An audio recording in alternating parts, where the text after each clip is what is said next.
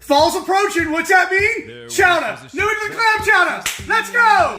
All right, I got about 1 pound of chopped clams. I took about 5 pounds of cherry stones, steamed them up, removed them from the shells, and chopped them. Let's talk about the clam juice now.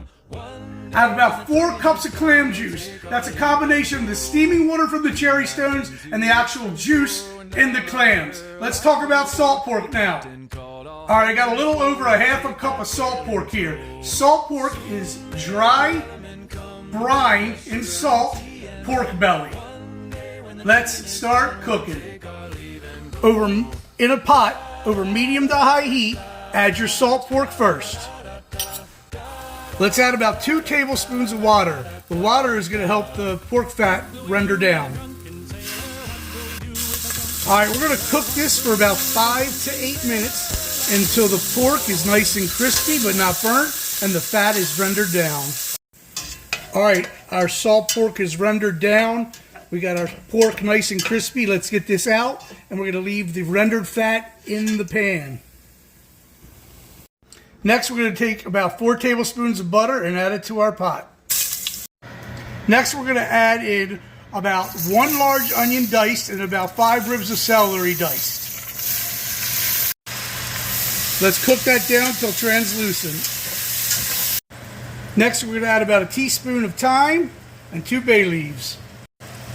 Mix that up.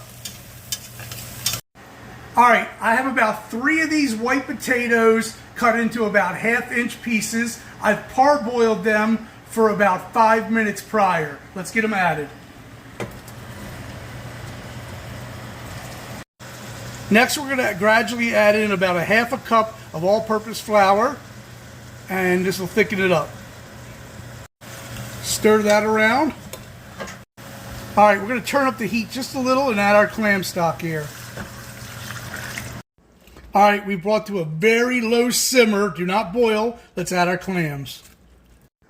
Then add 3 cups of light cream. Mix. 1/2 teaspoon of sea salt. 1 teaspoon of white pepper.